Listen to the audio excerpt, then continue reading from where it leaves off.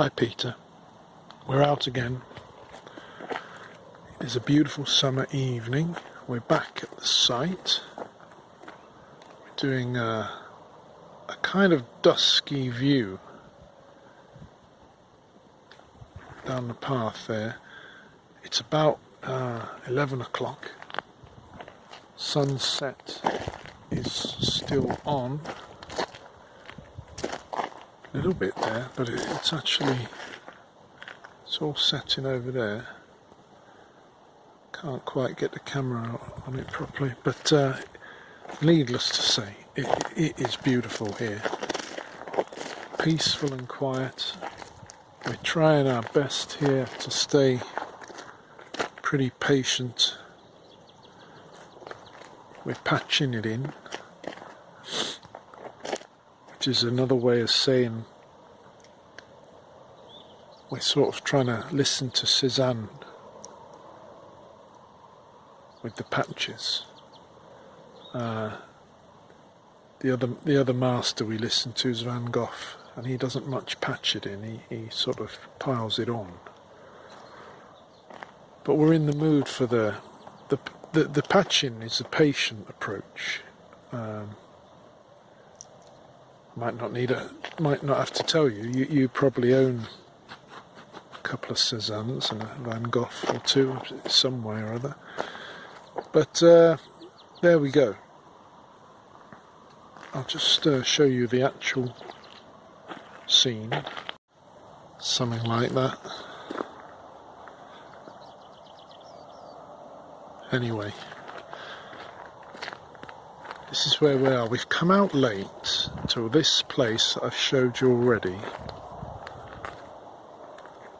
And as we mentioned before, when the sun goes down, there's a very gorgeous flat light, delicate light. All the tones, all the colours rather, are muted. And you get just a lovely flatness.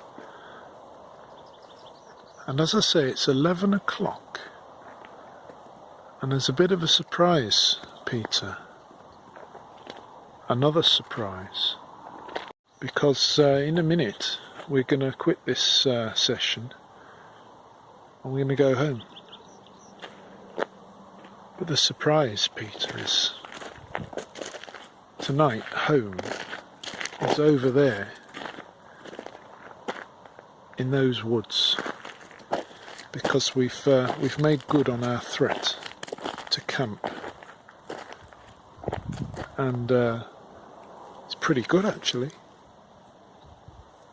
The tent's up, the fire's there, hammock, you know, the whole lot. It wasn't even much of a bother. I mean, I'm no camper, as I mentioned, from a place where you don't just go camping. The last time I camped, actually, this will make you laugh, was in the Occupy movement. It's probably the last time I was in a tent overnight. That was a world away, wasn't it, Peter?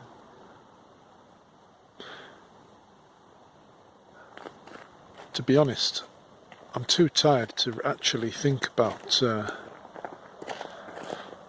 some of the issues that have drawn us to you, Peter, because it's been a long day. I've been carrying heavy bags. We've waited out the sun just to get to this point. So what I'm going to do is show you our campsite. And the idea, actually, we're going to spend 2 nights here, so all tomorrow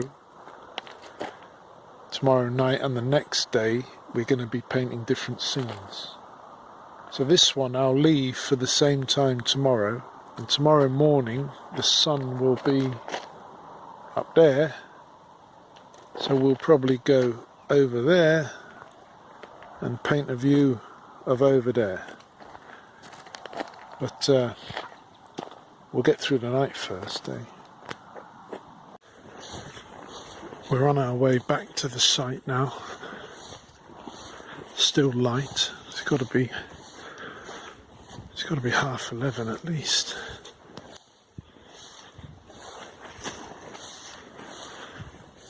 It'll be darker in here, of course, but I'll take you with us.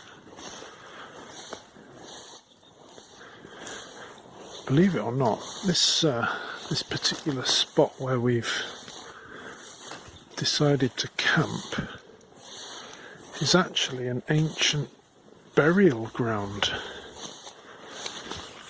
You know, really old, 1,000 years old or more. For some reason, it's not creeping us out at all. It's just a lovely atmosphere here, to be honest.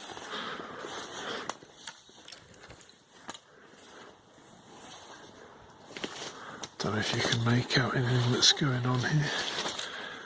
But there's a little sign that indicates that it's a special area.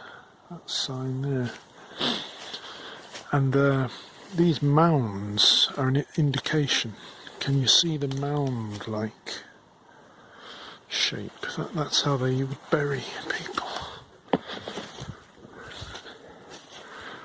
Now you should be able to see pretty soon our little encampment there.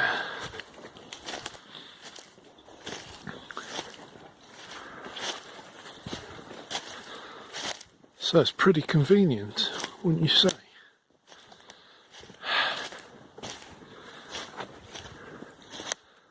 I wouldn't call it, oh God, I wouldn't call it a bunker necessarily, Peter.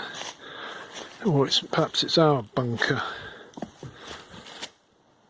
But it works.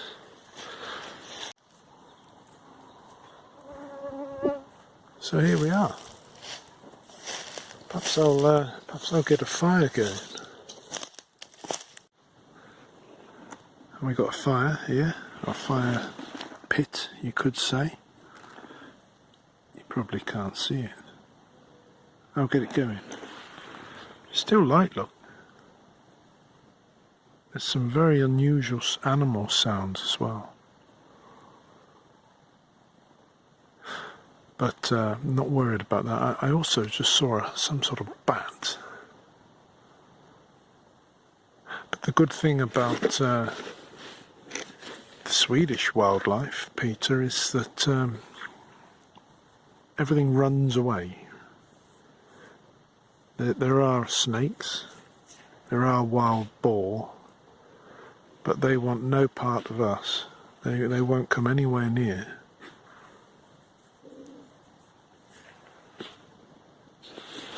Let's get this fire going. So, we've got the fire burning. It's very good, this, actually, Peter. This is what they call a stick stove. Put that on the top, and the saucepan can go on the top of that, and you boil your water. But I have just noticed a dark shape, several dark shapes over there, Peter. It looks like a little group of wildsvin, wild boar. Now the theory is they won't come near us, but there they fucking are. Can you make it out?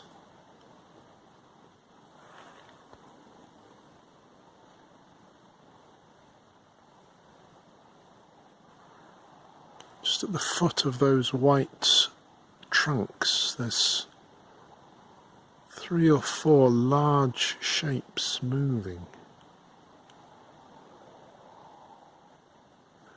It wouldn't be a surprise, actually, to see them. This is when they come out. But if they come near here, they're going to get a shock.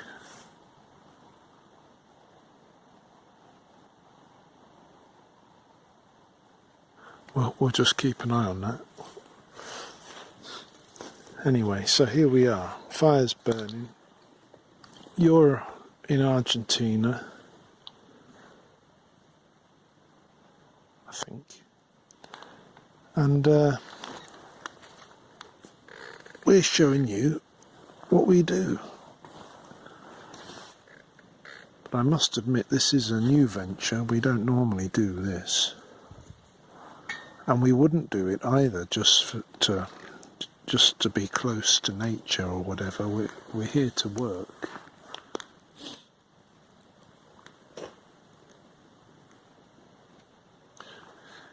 You know, if we were hunters, I mean, that over there, we'd just blow their heads right off and we'd get them on the fire. And that would be an awful lot of meat. Jesus, it's definitely... I might have to go over there, Peter. I'll wait for the fire to go out and then we'll go and have a look.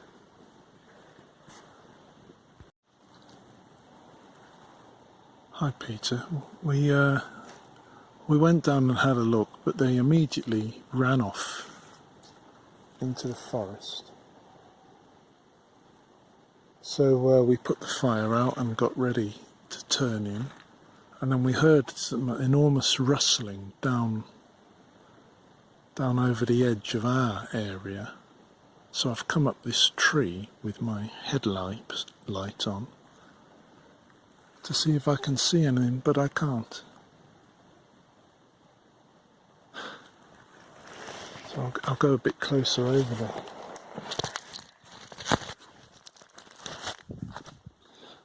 The thing is,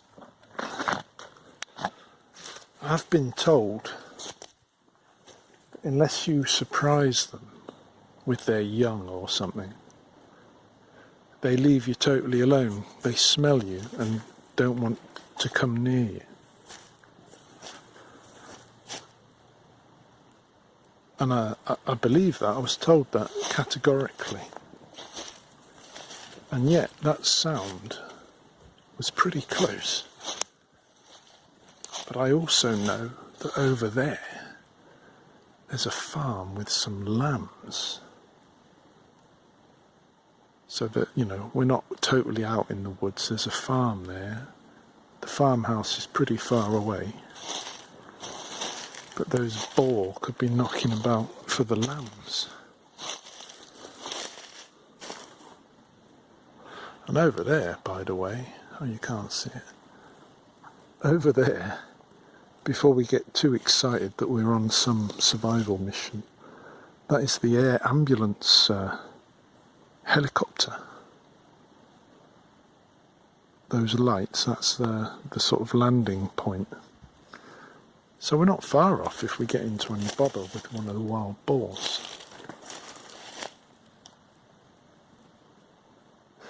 But all seems quiet, so I think we'll turn in. Pick it up again tomorrow. Good night. Hi, Peter. It's about 3 o'clock in the morning, and I've been woken up by the extraordinary array of bird sounds.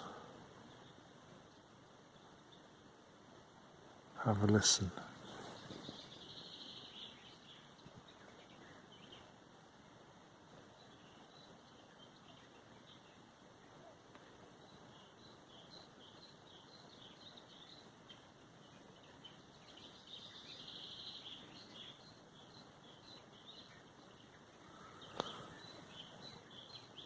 That's just constant.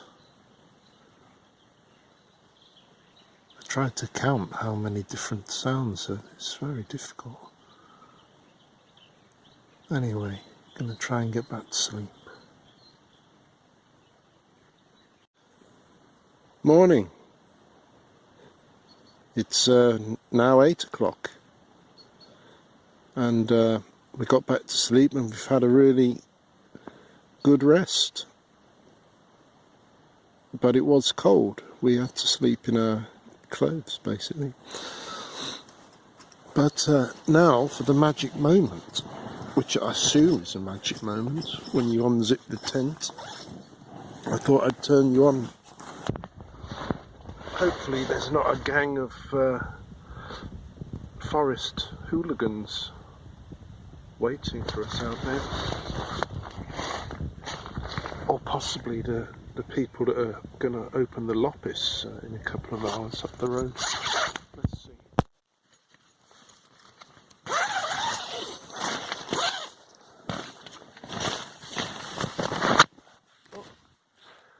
You can see before us. How's it looking? Oh, it's looking fantastic. There we are, look. God, through the phone that looks like a Cézanne already. And that looks like a Van Gogh. It's a good start to the day.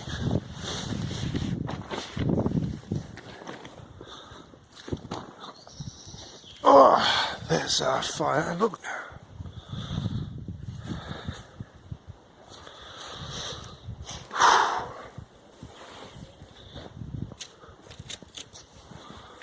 Pretty nice. I mean, it is the perfect spot really, this. See, there's the slightly moundy landscape that indicates the burial ground. But it's a perfect spot because we're on this hill, but we're in a little dipped part of the hill. That's where the tent is. The sun shines on us pretty much all day, but because there's so many oak trees, you know, it's a nice scattered light. So yesterday at about 10 o'clock, just before we went out, the sun was shining through there on our hammock, and we lay there swinging, not really being able to believe our luck. And I got that feeling that I often get in Sweden, particularly out in the nature. I get the feeling that someone's going to turn up and ask me for my ticket to make sure I've paid.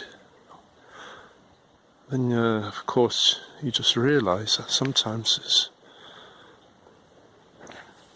maybe it's because these days everyone's been ratcheted up.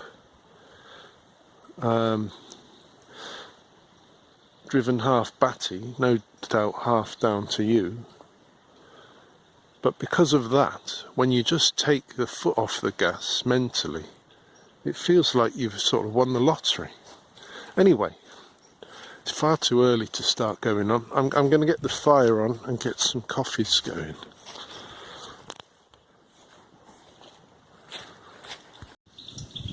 So there we are.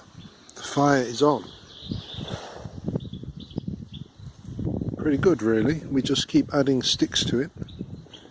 We're having a little breakfast here. I don't know if you've ever tried this sort of thing, Peter. Perhaps as German born you've had some time over this way. But that is a Swedish favourite.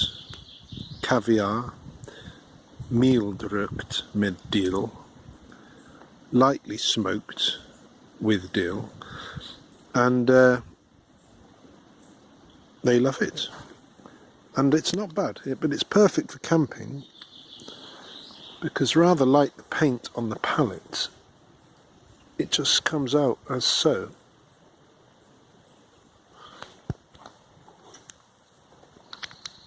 And there's no washing up or messing around with it.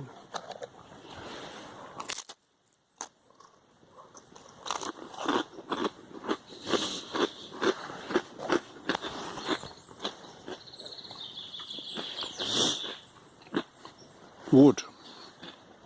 It gets through it very quick.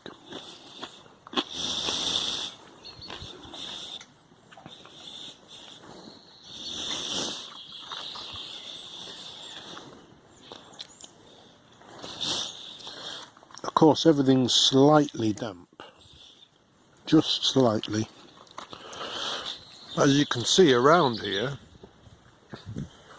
there's dry wood, downed wood, literally everywhere. That is dry enough to burn. So there's really no trouble here at all having a few nights out in the open.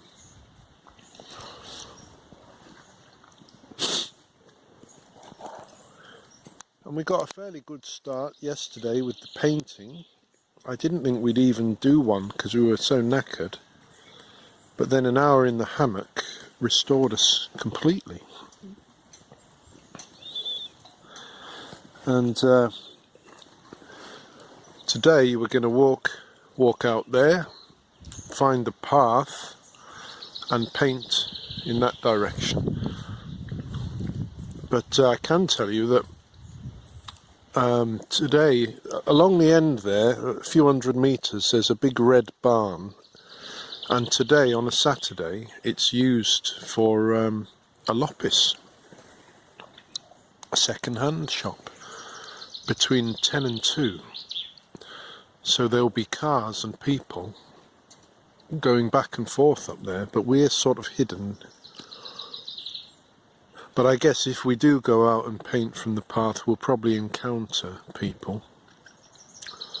But it's no trouble because of this Allemansrätt law,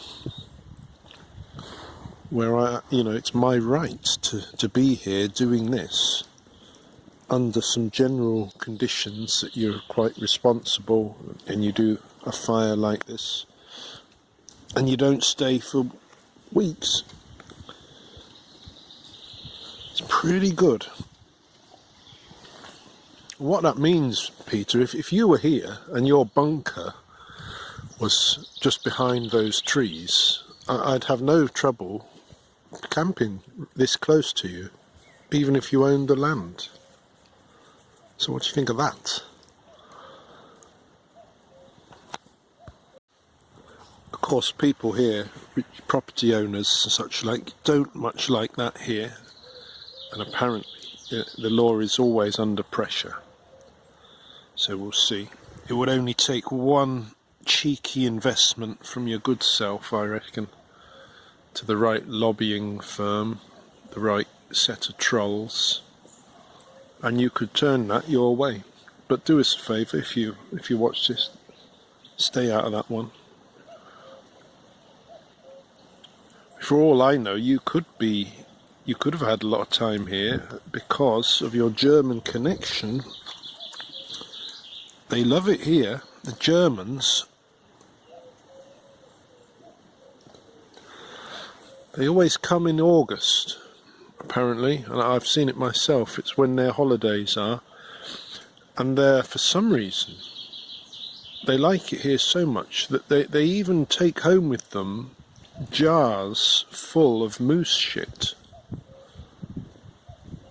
packaged up as a kind of souvenir, which apparently is only a seller to the Germans. Anyway, let's have a look. It looks like we're boiling up. Get in there. We are.